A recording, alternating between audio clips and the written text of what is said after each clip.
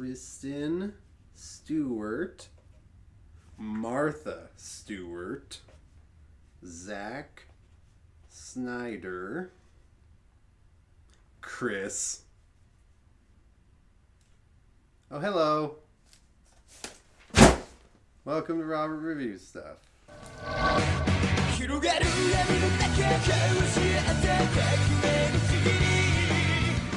For my final review of this year's Horrorthon, I wanted to go big.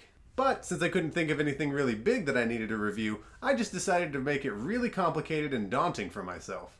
Today's movie came as a request from Chris. You remember him, right? But I decided it wasn't enough to just watch the movie. And also, he wasn't very specific. It was for a property that I had heard of for years but never bothered to watch. So I decided to also throw in a review for the anime that the movie was based on.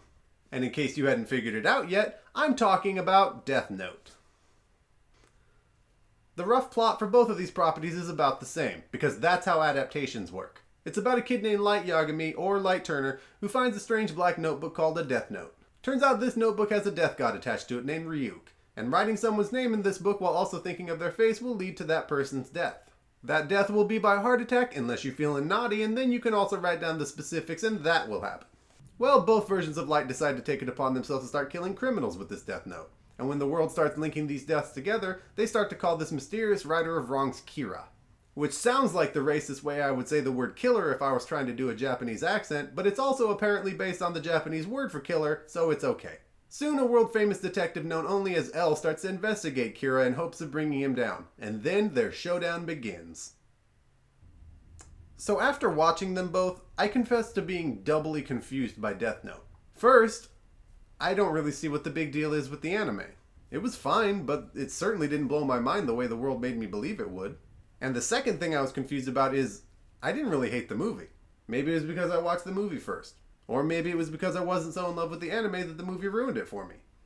Or maybe I'm just right and it's not that bad. First, let me break down my thoughts on the anime.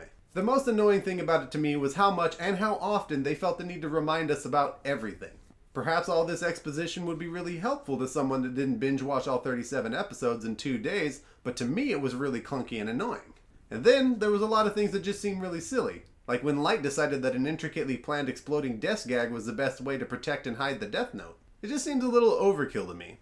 And also like you might accidentally kill your entire family in the process. Maybe just hide it under a floorboard. Or keep it with your porn stash. Another thing that didn't really make sense to me was in later episodes when Chief Yagami was routed from his plane by Mello's gang. What if he had decided to pack the Death Note with his check bag instead of his carry-on? Then you grab him in the airport and put him on a different plane to confuse the people that are watching him, but the Death Note goes to somewhere else completely. Who's the genius detective now? I also found the last 10 episodes or so extremely tedious, because it just seemed like an abridged rehash of the rest of the show. Kira kills people, L appears, Kira starts losing, hands off the book to avoid suspicion, then L dies, repeat the whole thing with a new version of L, but faster this time. Also, it seems very Japanese to me that most of the women in this are dumb and easily manipulated by their emotions, like Misa and that reporter lady. But all that being said, I did feel that if nothing else, this show, and especially the rules of the Death Note itself, seemed very intricately planned out. It just felt like it took too long to execute it all. The movie didn't really have that problem. They avoid the rehashing thing by not actually getting to the part where L dies, and they also avoid taking too long by cramming 18 hours into about 2. Hey, works for me though. Don't waste my time. Let's get this over with. Of course, there was also plenty of things in this version that didn't make sense. For instance, how does it work for Kira's whole punishing bad guys thing to have a terrorist throw himself in front of a train? That train looked pretty damn wrecked afterwards, and I'm sure there were at least 1 or 2 people on there that weren't terrorists. And at the end of the movie, why would someone knock on the door of a hospital room when the person inside is supposed to be in a coma? Who is it? I'm cured. And the biggest problem I had with both the movie and the anime is how is anybody going to put a good case together against someone who kills people by writing in a book? Writing in a book isn't illegal. If some people happen to die when their names are written in a book, but that person was on the other side of the world when it happened, I feel like you're going to have a pretty hard time convincing a jury to convict someone of these murders, if you can even call them that. Visually, I felt like the anime was a lot less interesting because the Kira in this version usually just preferred to let the book kill people with heart attacks instead of getting creative with it. In the movie, Light usually had some gory death in mind. And it's a lot more interesting to watch someone get beheaded by a ladder or stab themselves in the neck with a fork than watching a bunch of people grab their chest and fall down. But if it's not, let me know. It'll make these videos a lot easier. Why did that sound like Charlton Heston? But other than that, these were both entirely watchable. I liked Ryuk in the anime, and I also really liked how they brought him to life in the movie. But the movie also makes some really interesting stylistic choices, like the marbles falling when Ryuk shows up, or the title card, or the flower petal finale. In the anime, the only thing that really stood out to me was Melo's underground base. Seems a little unwise to have a base underground without something to cover up the large, obvious metal doors after the doors open once and all the dirt falls off them, don't you think? When it comes to the characters, I feel like I'm also going to give the edge to the live action over the anime. The main thing I noticed is that Light is a way bigger asshole in the anime. In the movie, he's mostly just a Lance Bass looking whiny bitch. In the anime, he's apparently some really pretty, well put together guy that does not at all look like every character in every other anime.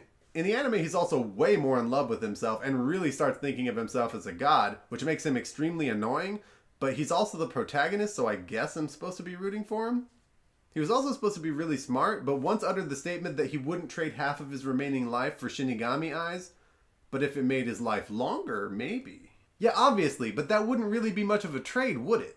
How about this? I'll trade you the ability to have sex with Margot Robbie, but you're also gonna have to have sex with Kate Upton. Is that it? Yeah, I'll do it, yeah. Wait. No. I said that wrong. No takesies backsies. Also, Light in the anime really lets that whole punishing evil thing get away from him. Like, don't get me wrong, he was big on punishing evil. But also, like, innocent and just people that might get in his way a little bit. Like, I'm gonna kill criminals, yeah? I'm also that guy who's doing his job tracking me for the FBI. Gonna kill his fiance for investigating that. Of course, I'm gonna kill L, because he's after me. Bunch of cops. Gamble with the lives of the girls who are in love with me. Gotta kill this kid, he's investigating me now. Dad's kind of a bummer. Don't like the way that dog is looking at me neither. I mean, I guess that's kind of the point, absolute power and all that, but again, this is our protagonist. I mean, I was very happy when he finally got caught, and mostly because he was an asshole. And a little bit because I felt like the show was going on too long. A lot of the other characters in both versions were mostly incidental to me. Ryuk was pretty cool in both versions, but I felt like he was a lot more threatening and active in the movie. In the anime, he kind of just watched things and commented on them, which was mostly him saying that humans are interesting and also he really likes apples. I preferred the more badass version of him in the movie, like when Light threatened to put Ryuk's name in the book and he said, "There are 4 letters in my name and the most anyone's ever gotten is 2. I mean, that's a pretty sweet line, but there also might be problems with it because there's a chance that he just killed a bunch of owners of the Death Note because they were trying to write other names that started with R. But I'm also okay with that because as far as I know, that's the reason I'm still alive today. And then there was L, who was mostly just quirky, and most of his quirks annoyed me, in both versions. And then there was Light's dad, who was around a lot but didn't usually make much of an impact on me. I did like the scene from the anime where he faked that he was going to kill his son to prove that he wasn't Kira, but the problem with that is that firing a blank that close to someone's face would probably still kill or at least horribly maim them. Also, maybe Dad shouldn't have been so keen to let this weirdo L cover every inch of his house in cameras, including the bathrooms. I mean, you have a wife and daughter, man. Why don't you just straight up send L a DVD of your wife and daughter peeing?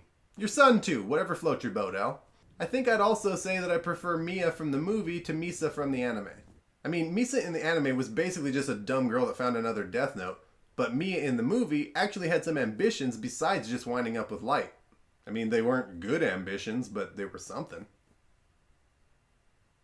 So, let's recap. I like the story, or at least the brevity of it, better in the movie. I like the movie visually more than I like the anime, and I like the live-action version of most of the characters better than the anime versions. You guys, unpopular opinion coming at you here. I think I preferred the movie to the anime. Basically, the biggest thing that kept occurring to me while watching the movie was I don't understand why the internet hates us so much, besides the fact that that's just what the internet does. And the biggest thing that kept occurring to me while watching the anime was I don't understand why people love this so much.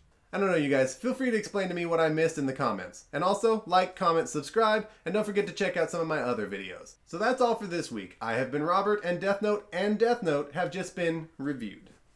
Like most kids in horror movies seem to think that the best response to seeing something terrifying is to get under your covers and pull them over your face. Sure, whatever that thing was is scary, but maybe you prefer to see it coming before it actually arrives. Haha, can't get me now, asshole. Oh.